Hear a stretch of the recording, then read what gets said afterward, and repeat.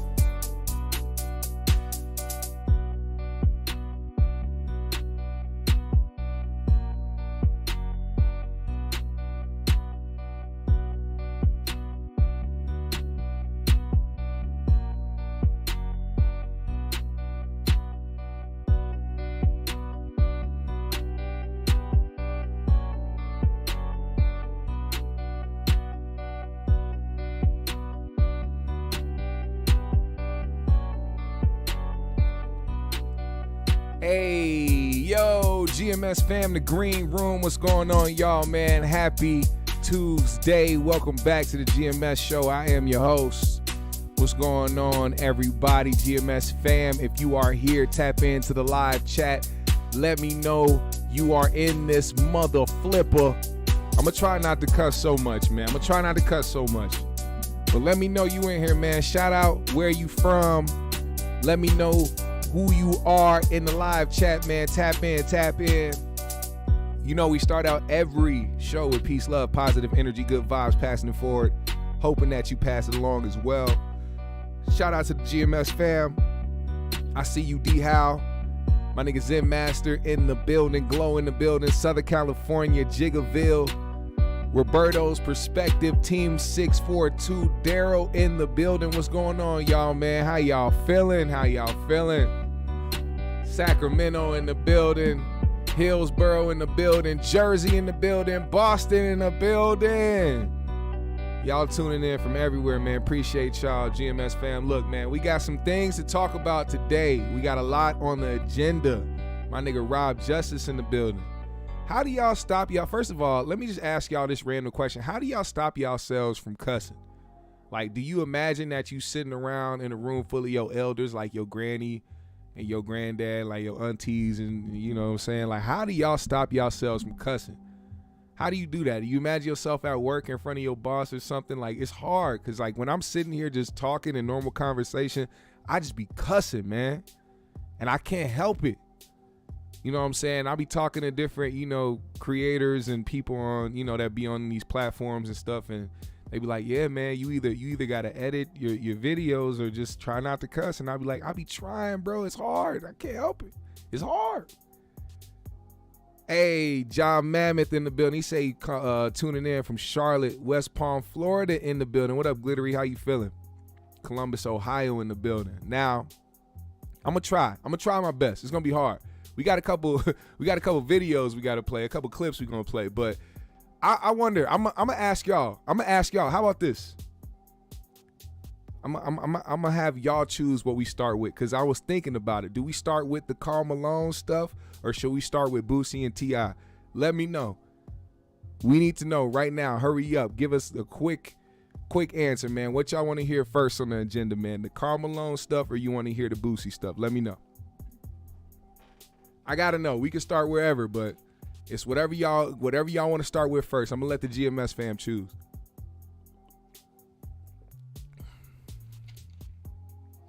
Say French toast. He said French toast. Boosie tip. Okay. That was the first one I see. Oh, wait. We got Malone. Which one? Oh, now we got a tie. We got to break the tie. Somebody else got to come through with something else. Where we going to start? Whoever's next with it. Let's see. And it is Karl. All right. We're going to start with Karl Malone. We're going to put that man on blast first. All right. Let's get Karl Malone the fuck up out the way. See, I just cussed. Damn it. I can't help it. All right. I'm trying. Now, as you guys, a lot of y'all know, because this isn't much of a secret, but a lot of people, I guess, did not know about this. And I'm very shocked that people didn't know about this by the masses, but I guess they've tried their best to try to sweep this under the rug and keep it as something not to, really bring to the forefront. But man, so Karl Malone, right? And I'm just going to get to the meat and potatoes right here. I'm going to just say it flat out.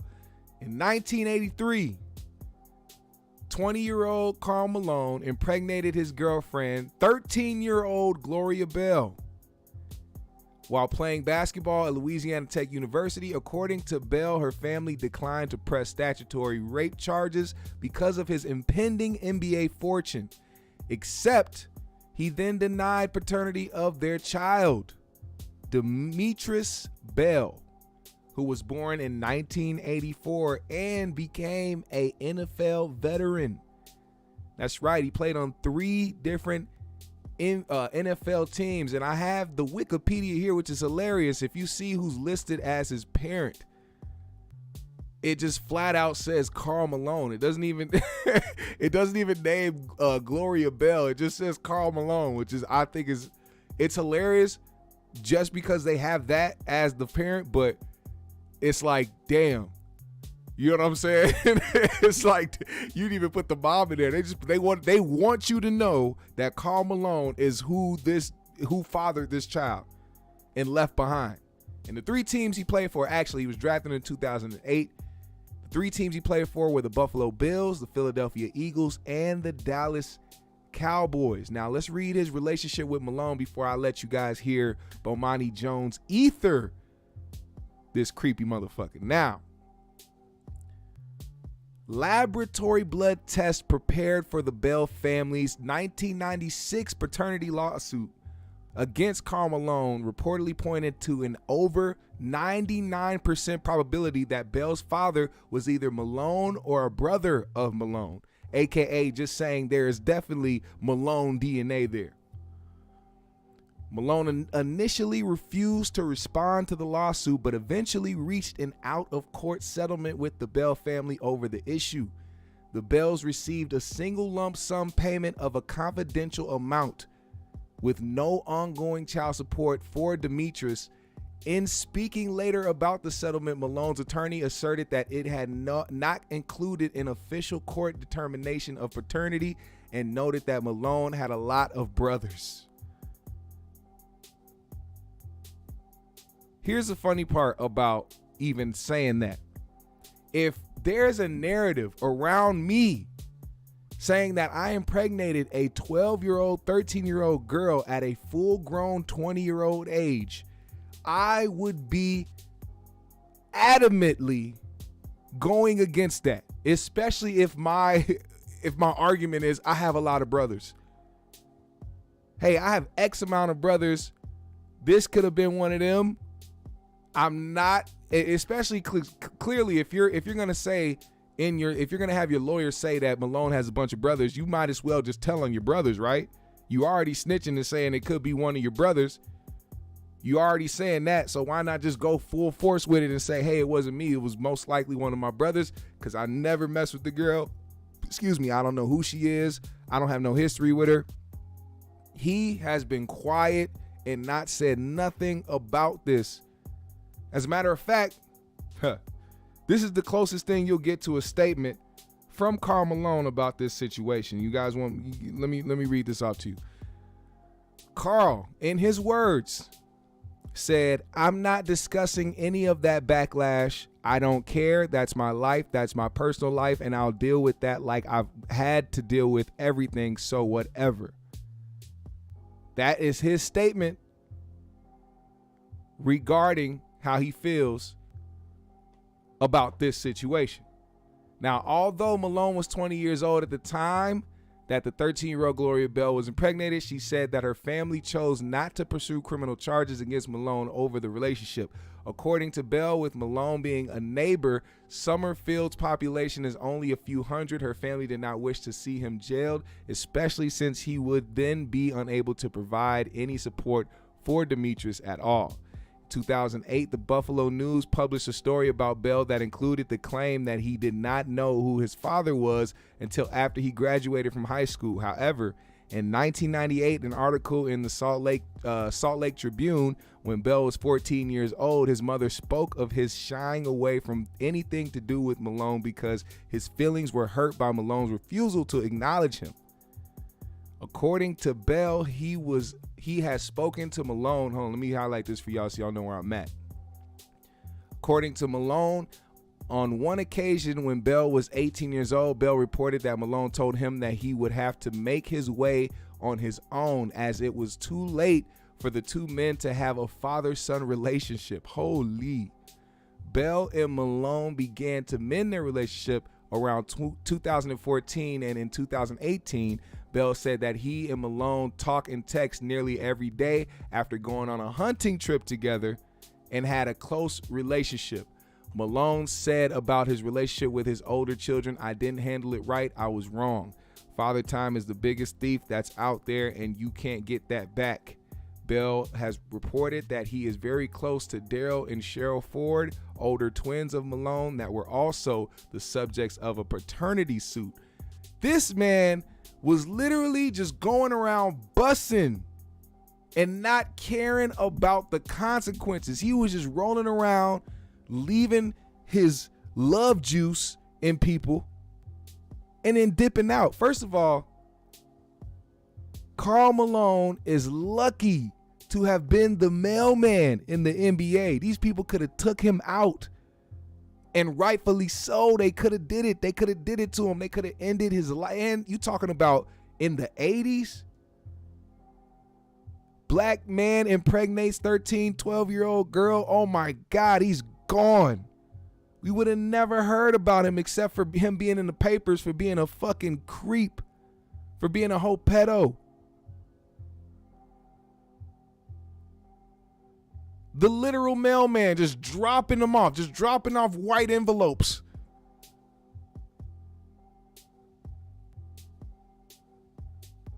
Now, I want y'all to hear this because I'm so glad Bomani Jones did this, and it was during All-Star Weekend because, you know, the reason why this even came up is because the NBA All-Star Game was in Utah, and of course they had Karl Malone present. They honored him. He was doing all the festivities. He was there for the dunk contest, you know, all that shit. All-Star Weekend, he was just there and just existing.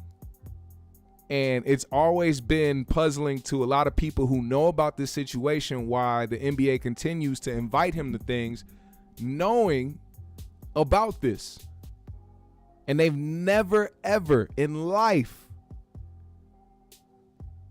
gave an explanation as to why they continue to invite him to things regarding the NBA, like there isn't enough NBA legends to go around. Listen to what Bomani had to say. What are your thoughts on Karl Malone being a huge part of All-Star Weekend? You could basically make this question, what are your thoughts about Karl Malone, and stop it right there. Ethan. Like, it doesn't have to be an occasion, because I hated Karl Malone so much before I had a great reason. I only had good ones. I wish I had the bomb. I need a soundboard. If I had a soundboard, I'd just be dropping bombs all day. Like, just being a dirty player, elbowing people all the time, you know, that sort of stuff. And then, you know, we found out the whole thing, if you don't know this, that when he was in college, Karl Malone had a baby with a 12-year-old. Ooh-wee. There's never been any sort of reckoning for Malone because Malone lays low. Like he just out there in the country, driving his semi, doing whatever it is that Karl Malone does out there. Which is funny. You actually can understand now why Karl Malone isn't like out there. He likes to try to mask it as, yeah, I'm just this type of person who likes to be out here in the woods and doing my thing, just sitting here with my cowboy hat on and sitting by the fire drinking Mahogany Bay and doing what I do out here. Shut the fuck up, man. You're hiding because you're a fuck up. But if every time you got to look your sons in the face, you got to realize, damn, I didn't, for one, I had to get paternity tests because I didn't believe these little niggas was mine. And for two, this is our baby. Something for Utah basketball. It's like Karl Malone. So we got Karl Malone and John Stockton. John Stockton is crazy conspiracy guy. Not delinquent dick. I know a lot of people that think crazy things, as long as you don't say it on the microphone there, Jeez. I guess, right? But Karl Malone, you're kind of supposed to leave him at home, except if you're the league.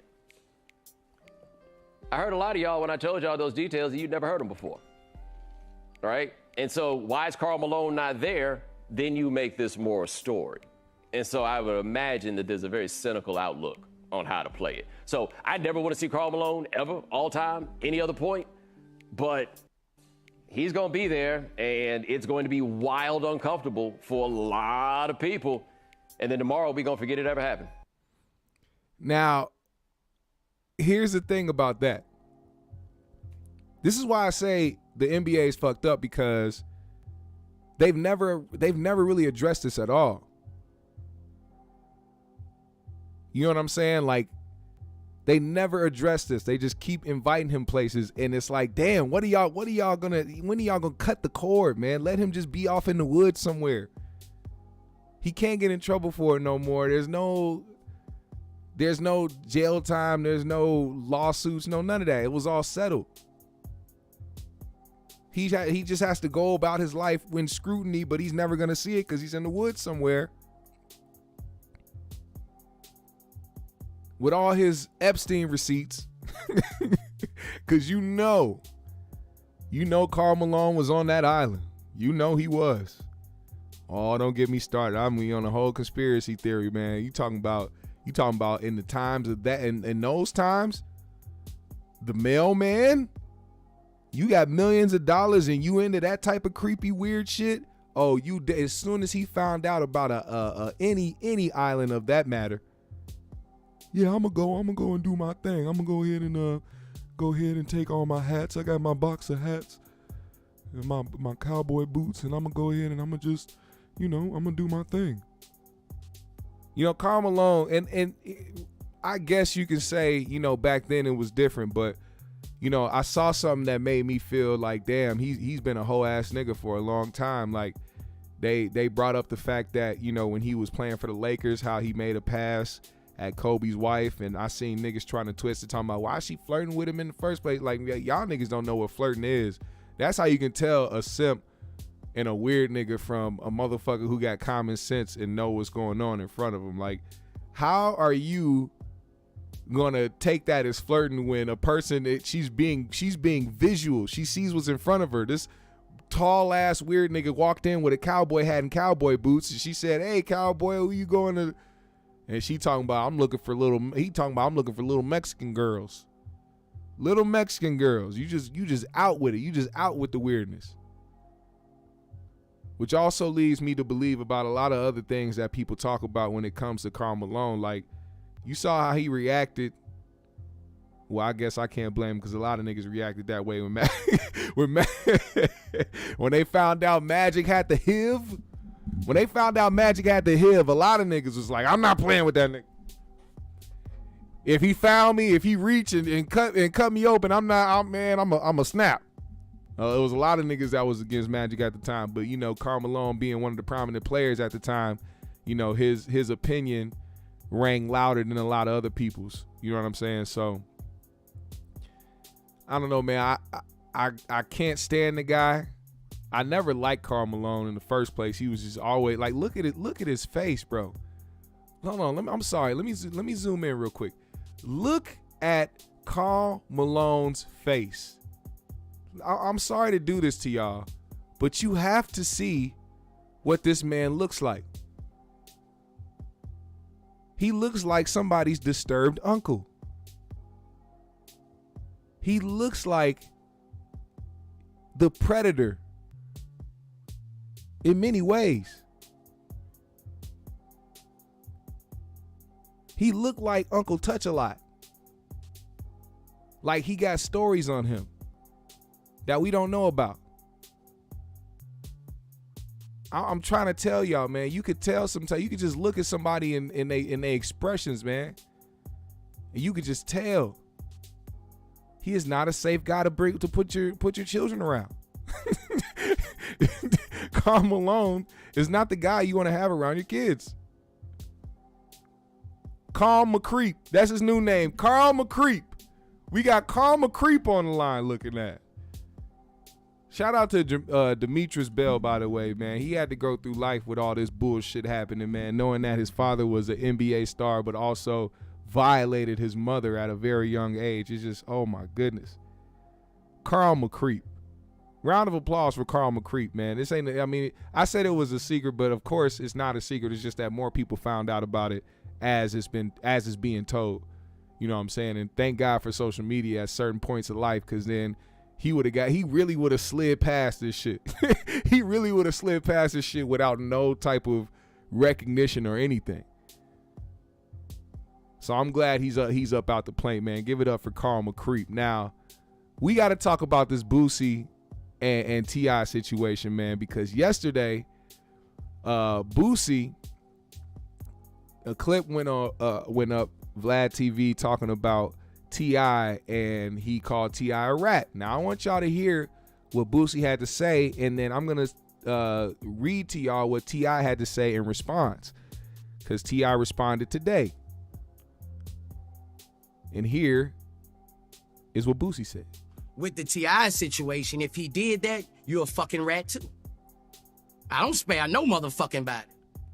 Because if you doing anything wrong, you doing anything criminal-wise, and you cooperate with law enforcement to get you out of trouble, that means you're cooperating. That means you're a rat. But I'm going to tell you like this. When I saw that, I think T.I fucking lying. I think he went up there and just got the fucking talking.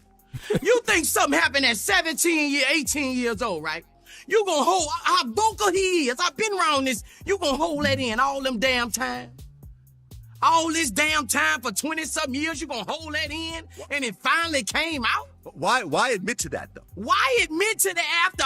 Like, bruh, this what I'm saying. T.I, he's saying this happened early in his career. Right. Like, when all this was going around with the shit what they said on the when he got busted with the guns. With the I'm gonna address that after this clip. No, the video when he was doing it for the video, man, the Crime Stoppers shit. Oh yeah, no, well yeah, well, like I said, he got busted with a bunch of guns, and he ended up getting a deal which involved him doing Crime Stopper commercials, right? Right. And he got very little prison time. Now, as you heard, he called T.I a fucking rat. He was a fucking rat.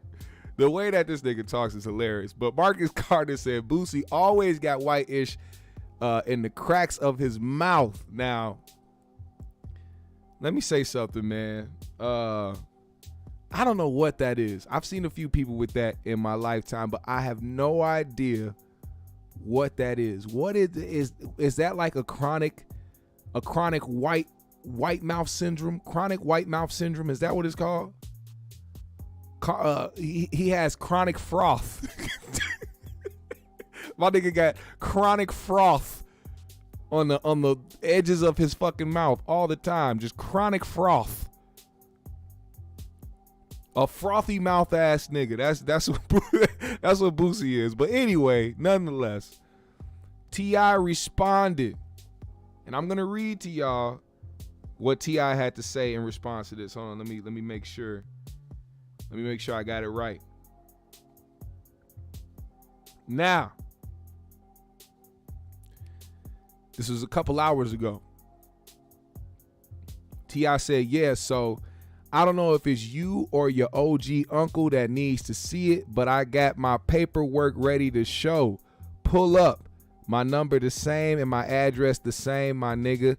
To get on the net and speak on shit you've never spoke to me about is leaving me to believe you've been hiding your heart the whole time.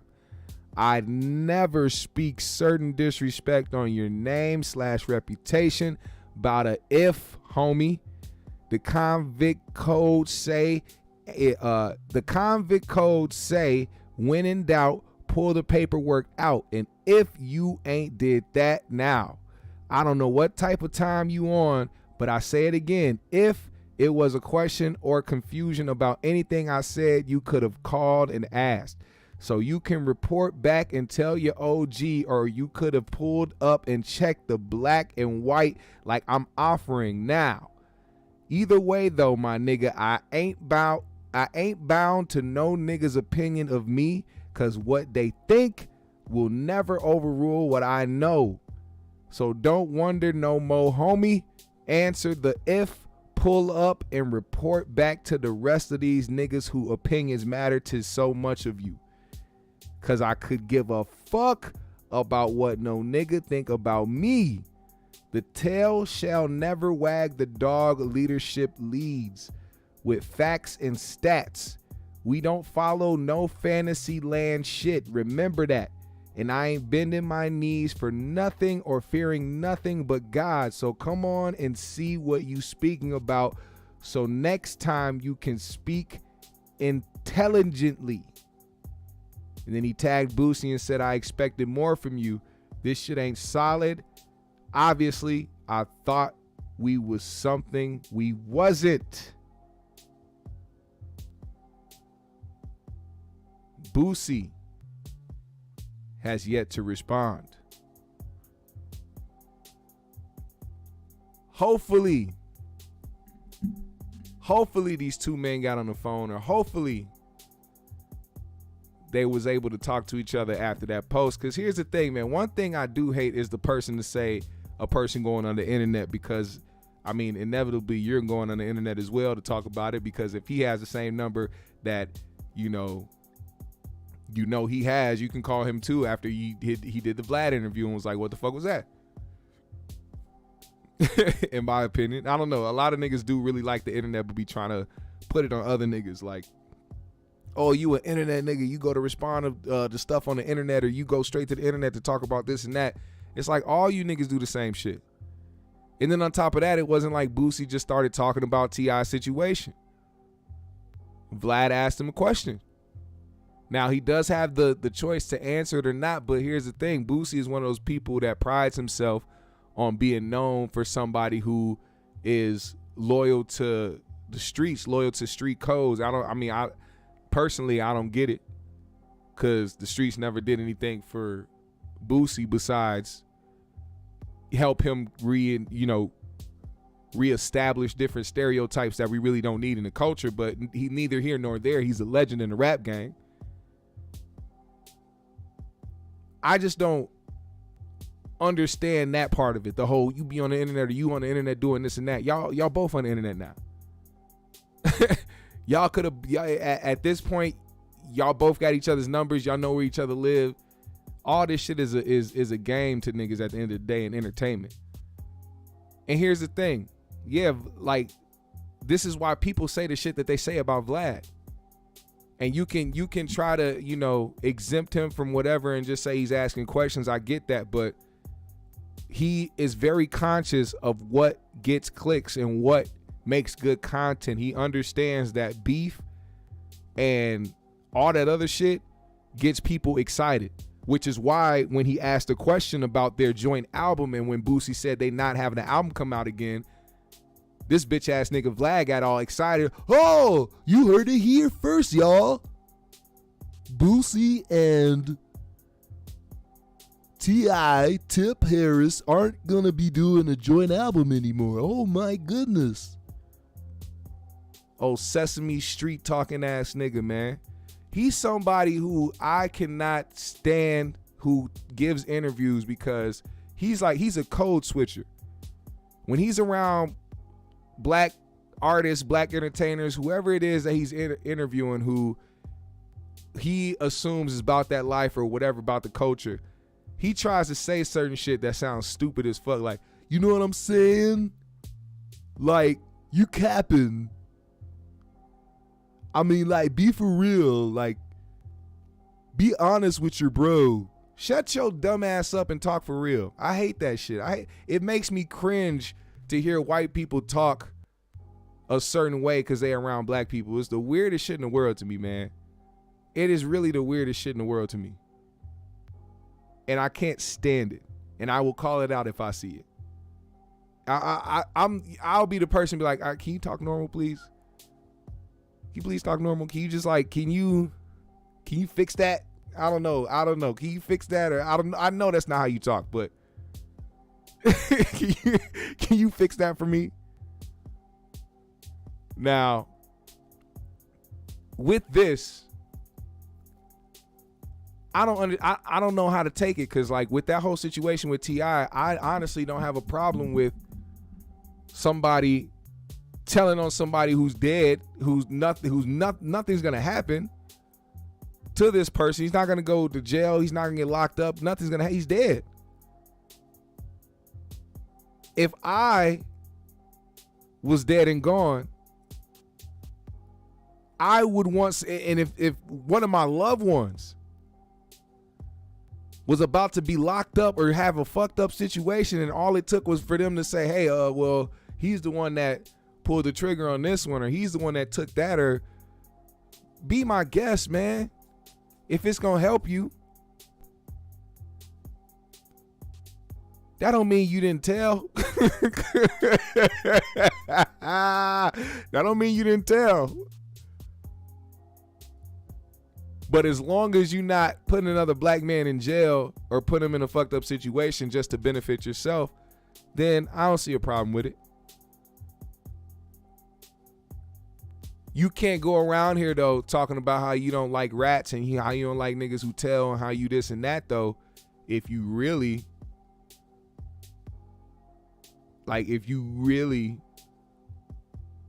out here doing the telling. Because let's be honest, T.I had a military arsenal.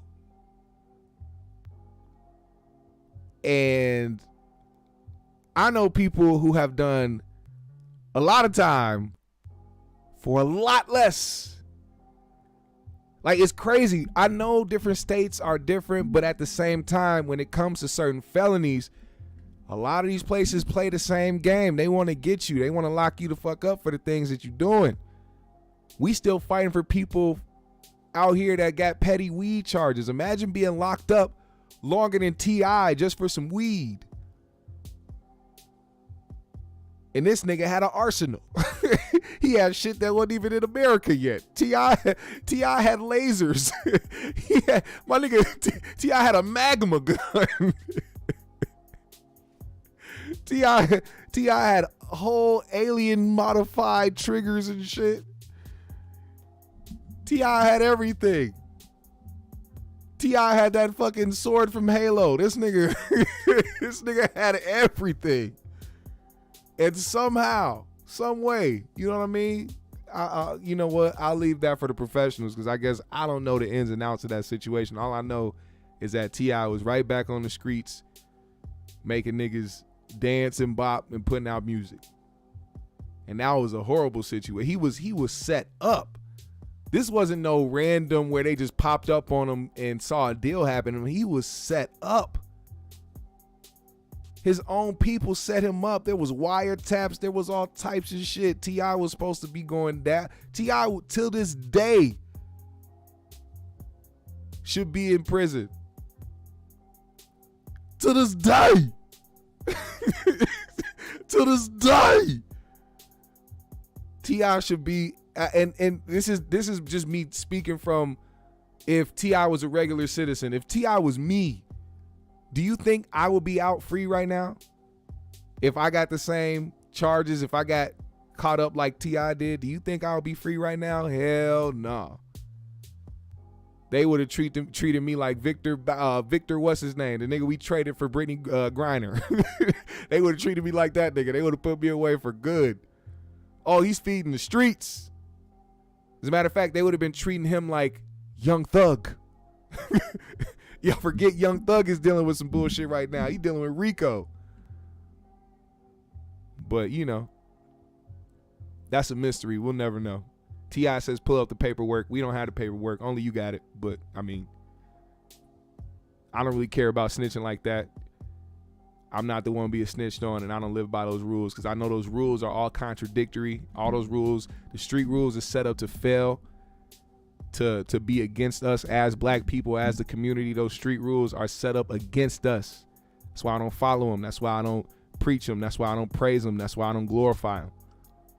I glorify having a peace of mind, togetherness. I like joining together with my people. I like talking about shit. I like trying to get through shit because we got a lot of trauma that we dealing with.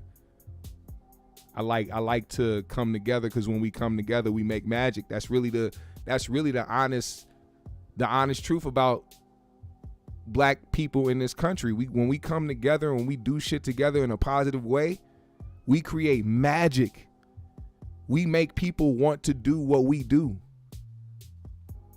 We make people mimic us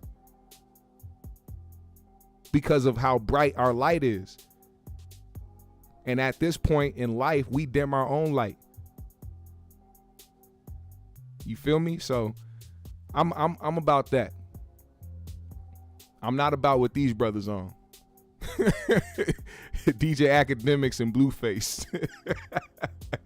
let me blow this. Let me hold on. Let me shrink this a little bit. Let me go ahead and shrink this real quick so y'all can see what's going on. Blueface and Akademiks. Now, let me say this before I tell you what's going on with this shit. In the past, I have not liked Akademiks. I have definitely said that Akademiks was a bitch. I've definitely talked about Akademiks in a very negative way in the past. But that was really before I actually paid attention to the things that he was doing besides of the clips and the sound bites and things that was going on. I was like, let me watch this guy's live. Let me see what he does to try to find an understanding as to why motherfuckers gravitate towards him. Even people that I'm cool with who are like, bro, it's not like that. Like, why you be going in on Akademiks? And I'll be like, look, man, cause I just don't like some of the shit he be doing. Like, this nigga be doing some clown shit. Now that doesn't take away clown shit that he's done. But when I actually paid attention to certain shit he was doing, I was like, I get it. I get it now. I understand it now. So now I'm able to digest the content without having preconceived notions about, oh, this nigga's he's a bitch ass nigga, so I don't like what he's saying off top. You know what I'm saying? And that was actually a learning lesson for me to actually look at other people in different ways too. Like, there's people who have done some fuck shit in the past, and really, I don't know these people, so I'm like, there's no personal connection to it. So I can't look at shit in a certain way. I have to look at it from a different standpoint. And because of the fact that I'm on a platform as well and I do content as well, you can't have your emotions or your personal feelings in some shit. This is the entertainment space. So I looked at it from an entertainment standpoint. Now, that's another story for a different day. Akademiks and Blueface went at it yesterday morning because Krishan has been getting a lot more famous than Blueface and has been coming into contact with a lot of people who I'm pretty sure Blueface would love to be in contact with and have business deals with and to make music with probably. The fact that his girl is getting to be in these rooms and be in these same spaces as these people, it irks him because, for one, I can tell you right now, as a man, it'll crush your ego if the girl that came along in your life when you were lit starts to get more lit than you, and you start to see that she doesn't actually need you. You start trying to grab on to whatever you can try to grab onto, and usually it's the mental. Because if I can't break you down physically, because you start hitting my ass back and I'm walking around with lumps on my head and breaking me over the head with a Hennessy bottle, I'm a lot more hesitant to get physical with your ass. I got to get mental with your ass. So a lot of these weak niggas will go and try to break a bitch down mentally because they can't hold on to her any other way, and then inevitably lose her to the game because you mishandled what the fuck you had going on. Now what happened was, you know, she was taking pictures with different people. She was taking pictures with Rick Ross. You know what I'm saying? She had different people in her DM, and recently she got a text from Lil Baby. Now, when your girl, who you dogged out, you tried to tell the world that she wasn't shit. She ain't, man, this missing tooth, stank ass, no good, whack, baba, said all this shit. All of a sudden starts to glow up, and now all of a sudden people want to be around her that don't necessarily want to be around you. You start feeling some type of way. Now, this happened. Lil Baby texted Chris Sean talking about, why you ain't telling people I'm big bro? And it's funny because y'all niggas know what it is. Nigga talking about we big bro. Nah, we ain't big bro. We just somebody who hanging on to a little title until one of your little shits is over with. Then we come from big bro to big poke in that motherfucker. That big bro line that's the sneakiest line you can use on somebody talking about, yeah, I'm big bro, man. Yeah. This little sis basically, you know what I'm saying? Yeah, right. Get the fuck out of here. Now, DJ and Akademiks and Blueface have been going back and forth constantly. And this most recent time, I can honestly say Akademiks really made this man look stupid as hell. So this is what happened. So this is what happened when Blueface feels dumb. He'll go to the internet to try to explain it so he doesn't look dumb. Blueface said, you in her DMs, I'm in this bitch phone on side crip. Akademiks responded by saying, so you tried to take the fade for cuh and he repaid you by trying to take your bitch in return? Man, ain't no way. And Blueface said, ain't take a fade for nobody. You was popping like no rapper got at you like that, so I got at you like that. And I said, I'll take the fade. Yo square ass still talking about me every day and still scary. You a bitch and you gonna always be that till you fight for yourself. Akademiks said, you gonna be trying to fight a lot of niggas now. You rap game cold cookie. Oh, cold rookie. I was thinking cookie. I'm hungry. Niggas see your girl like food. Free social media clout for Shade Room and Ish. Only so long before you more lit nigga take you out the paint. Drake, Rick Ross, Lil Baby hitting up your girl, not you. Think about it. He said Blueface mad that rap niggas looking at him like he's sorry, like he's Safari back in the day, stepping past him to holla at his girl. If y'all didn't know, that's what was happening. How many of y'all knew Safari was dating Nicki Minaj in Nicki Minaj's prime? When her and Safari together, how many of y'all knew they was actually in a relationship? Not a damn one of y'all. So what you think niggas was doing when they ran into Nicki, thinking she was single? And what you think they was thinking when Nicki would give them the play back in front of this nigga? Because that happened as well. Now I know Akademiks be talking about cucks and stuff like that, and Safari gotta be the biggest one of them all.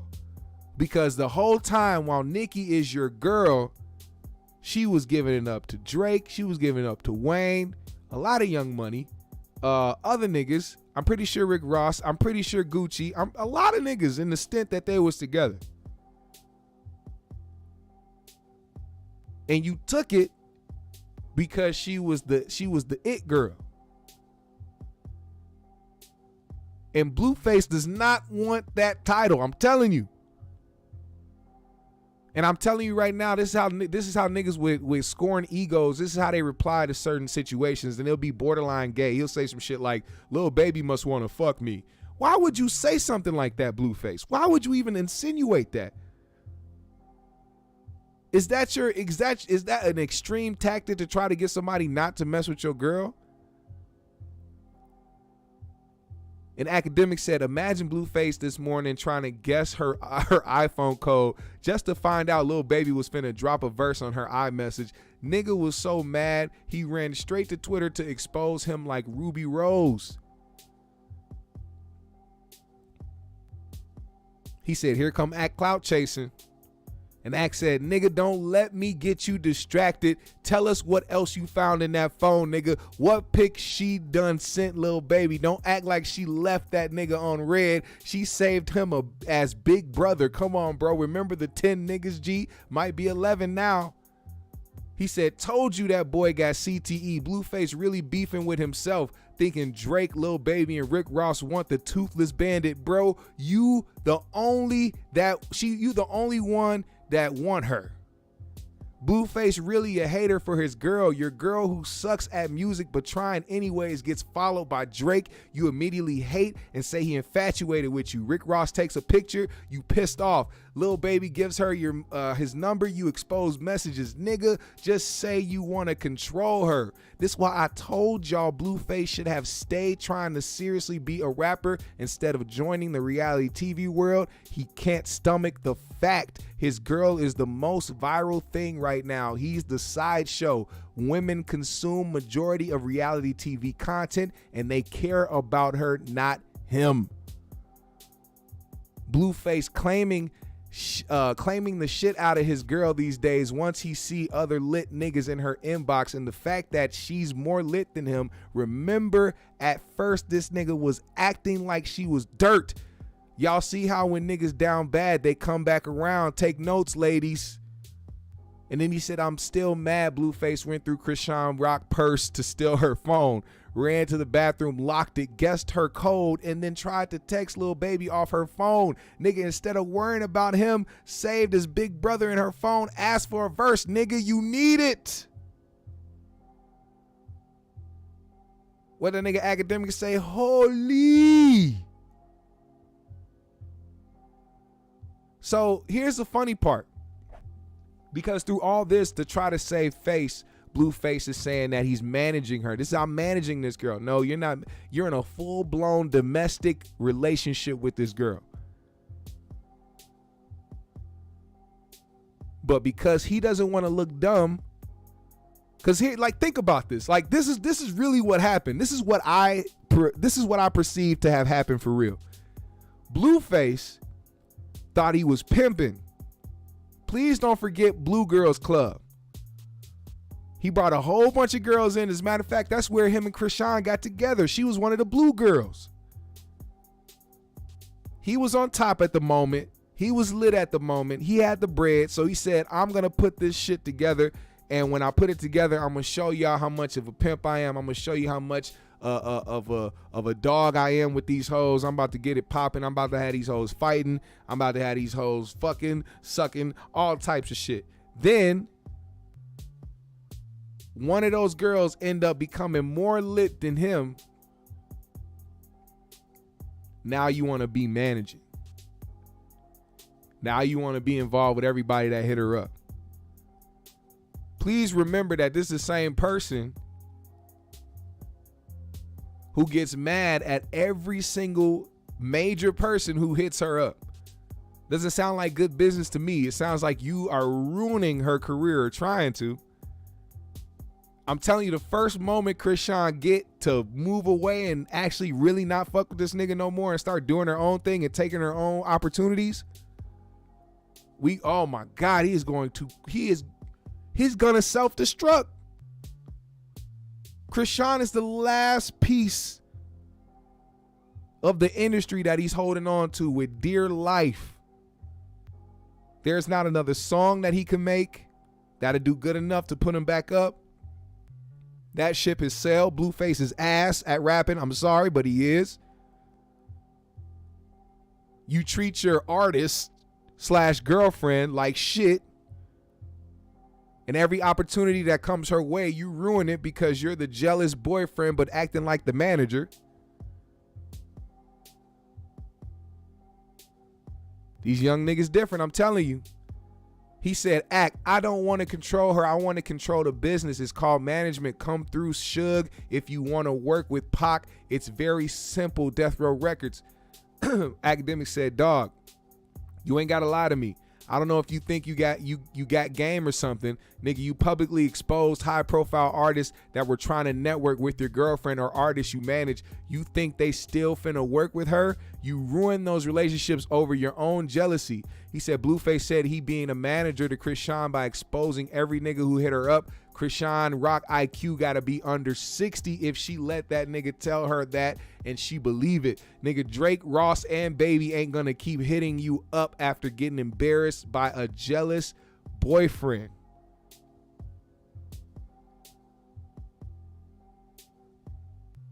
If Blueface acting like this when Rick Ross and Baby hit up his girl, imagine when Future hit her line. That nigga might take a Greyhound to Atlanta for that. Not a Greyhound. He said Blueface better keep his girl close. She gonna go to one of these industry events without him, and they gonna finally convince her, why the fuck you with that nigga? He's holding you back. She lit without music. Women seem to love and support her. Blueface would be on KSI undercard without Krishan. Blueface been trying to make every nigga repulsed by his girl. Exposed that she slept with 10 niggas. Ass Lil Baby would want a toothless girl. Constantly brings up the fact he's tatted all over her. Ruins relationships with others. Niggas hating on his own girl. And he ended it. He said, let me just end this and say the obvious. Your bitch is the prize. Play your fucking role and support her, nigga. Stop hating on her. Nobody trying to fuck her. They just around her like they were around you when you were hot. For clout, play the background, be seen, not heard.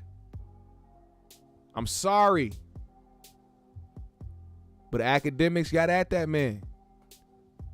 Akademiks really got at that man. There's no other way to put it.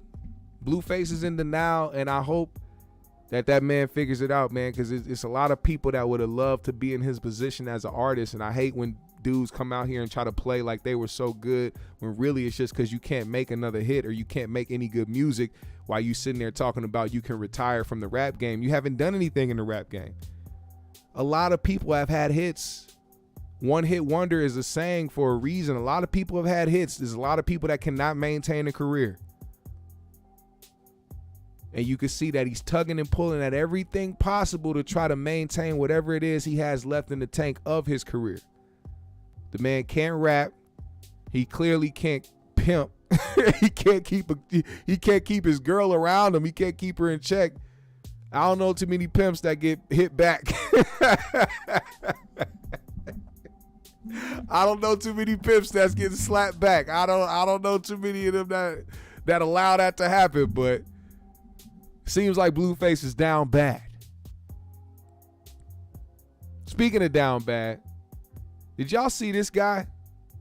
There was a Black Lives Matter activist who pulled up on Charleston White in a restaurant, had both his phones out, and decided to do this. Y'all get a BLM757. Y'all coming into our neighborhood and saying, fuck Black Lives Matter during Black History Month. Like, you a sellout, niggas. Straight sellout. So put the camera down.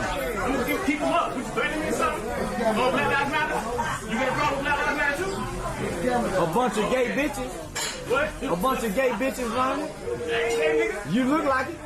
Bitch ass nigga. Put some gloves on. Oh, yeah. How about that? You a manhood nigga. Now, he ran up on Charleston. Well, not ran up. He walked up with both his phones out saying, you in my city talking about fuck Black Lives Matter. Whoever was with Charleston said, put the phones down. He said, what, is that a threat? I'm going to keep the phones up. And that's when Charleston decided he was going to say what he said about the organization. Now, if you pay attention to this channel, you know that I do not care for the organization at all. As a matter of fact, I'm on record saying fuck Black Lives Matter organization. We do not fuck with them over here for very obvious and clear reasons. We only care about black lives because they matter, not the organization that tries to give black people as an entire whole a bad name for their own selfish greed and needs. But here's the thing. We continue to go against each other for opposite opinions instead of hearing each other out. Now, I'm not specifically saying for Charleston White, because it'll be very hard for somebody to listen to him and try to take him seriously, because whatever he tries to talk about that's valid is surrounded by a bunch of antics and jokes and like, I mean, my guy literally goes to do stand-up sets. You know, this is a guy who was talking about going to the youth and doing youth programs and all this other shit in where he lives in Texas.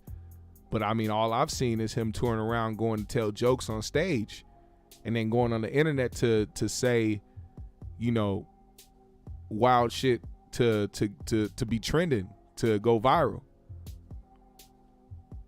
And I know there's things that Charleston has said that make sense. I know he has said some real shit, you know. But if you got antics that surround it, and that's the majority of what you do, it's going to be hard for people to want to take you seriously or actually want to hear you out. This is just the goofy shit, though. Charleston responded to what happened and said dude had both his phones out, which let him know that dude didn't know how to fight. And I agree, because don't just walk up on somebody. You talking about somebody who apparently is with the shit. You had the opportunity to walk up on this man, and you had the opportunity to do something for the people who really don't mess with Charleston. You could have, quote unquote, taught him a lesson. But we live in the internet age where people will literally break two phones out to occupy both hands so that they won't fight, because they want to have a moment on the internet. It's not really about what they believe in or if they actually truly understand what's going on. They want a moment. Charleston was a moment for that kid. Simply a moment. And we got to stop looking for moments, man. It's not a moment. We have to live on this planet. We got to do shit that means something. And don't go around trying to pretend like an activist when all you do is go around being on fuck shit. Like a lot of these niggas do. Like one person I know. Like Mr. Turtleface himself. Taharka Bey. I told y'all on Sunday, I woke up with a copyright strike on my channel and got a video taken down because Taharka was getting roasted in the chat in the comments too hard. And I guess he's seen the video doing better than what he was talking about. So he decided, hey, I want to get that taken down. This can't be, we can't start that trend. We can't have people talking about my eyes like that if they're not Moorish. If they're not Moors, you can't talk about my eyeballs bulging out looking ass. So I didn't ask. I didn't even contact. I didn't say nothing. I just talked about it on the show and left it alone. But shout out to the Sheriffess, one of GMS's own GMS fam. She commented on, I forgot where's Sheriffess from. Is that the one that's from Amsterdam? I forgot where Sheriffess is from. Oh no, she's from, where is she from, man? She's from somewhere overseas. But either way, she commented, she said, Taharka, why did you flag GMS show channel? GMS is a good young man. Please explain why you flagged it. Appreciate you, first of all. You said he's a good young man. I thank you. Thank you for that. Did you flag Monty Woodgrain's channel? I don't know who that is. Did you flag the 5150 show? GMS is just a small YouTuber. Literally the whole of Black American YouTube and Twitter is talking about you and Tariq. You can't stop people talking whether you agree or don't. This was Taharka's weird ass response. He said, yes, he used my content in a disrespectful way. he didn't just report, he was disrespectful. Is it because I said you had 7,000 taste crystals slapped out of your mouth? I'm sorry if I was being observant. Joanna man, I'm sorry. UK, the UK. Shout out to Sheriff. Shout out to you. Appreciate you. She's from the UK. London. Hey, London. He said many people are covering the story and that's not an issue, but don't use my content with a disrespectful twist. So I didn't. How did I use it with a disrespectful twist? I didn't morph your face. That's just how it looks, my nigga. I didn't edit anything. I didn't Photoshop anything. That's just the way you look.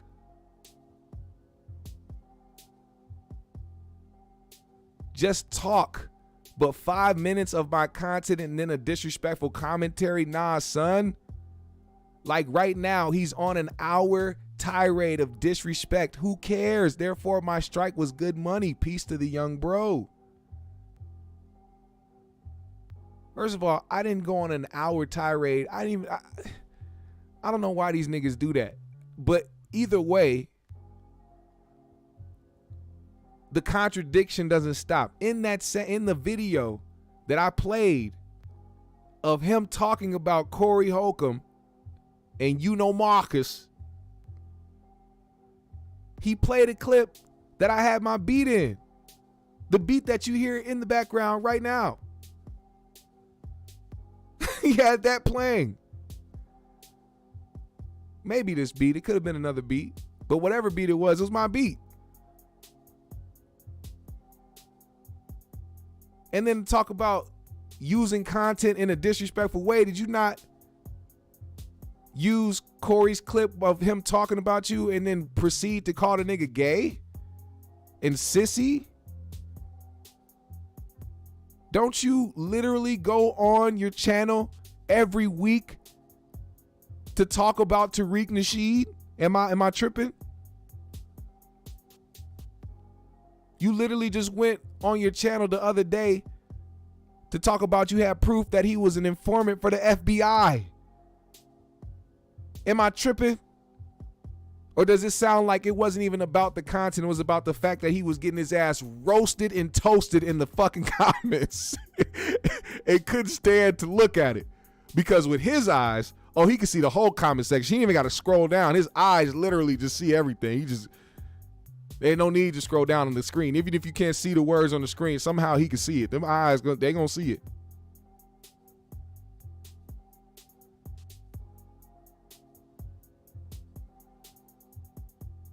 Extendo face ass nigga, man. I can't, man, look.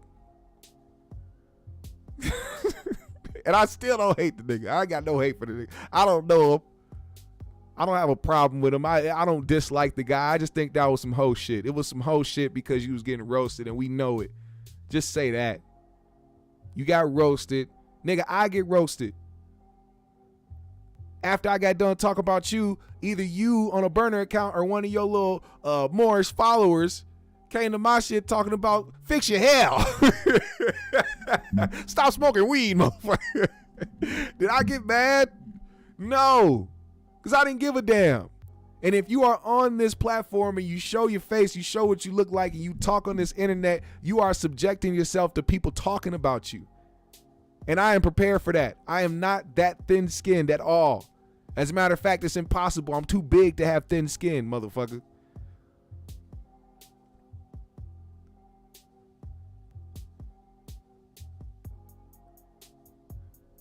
To Turtle Bay. To Turtle Bay. He was to Hurdle. Yeah, that's what it. To Hurdle Bay. You gotta somebody spell that out. To Hurdle Bay. It's not to Harka no more. It's to Hurdle. To Hurdle Bay. This nigga was born in the sewer. Fathered by a sensei rat. His nemesis goes by the name of Master Splinter. This nigga fights boogeymen for a living. He's the boogeyman slayer. To Hurdle Bay is the boogeyman slayer, man. Let's make a movie surrounded by this nigga. the boogeyman slayer.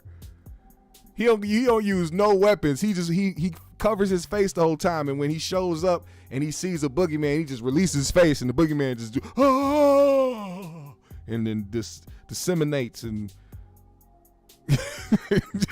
shit evaporates into thin air. The goddamn boogeyman slayer to Hurdle Bay. Sorry, I had to get that off, man. I had to say that shit because that shit was so lame, man. Come up with a better excuse next time. Just say a lot of people was going in on you and you had to make you had to do something about it, all right? Just say that. But either way, GMS fam, the Green Room. It's been a dope show today. Hey, make sure you follow me on my socials. I follow everybody back. Hit the Cash App today if you are feeling generous. I would most appreciate it. Shout out to the GMS fam. It's been a good Tuesday.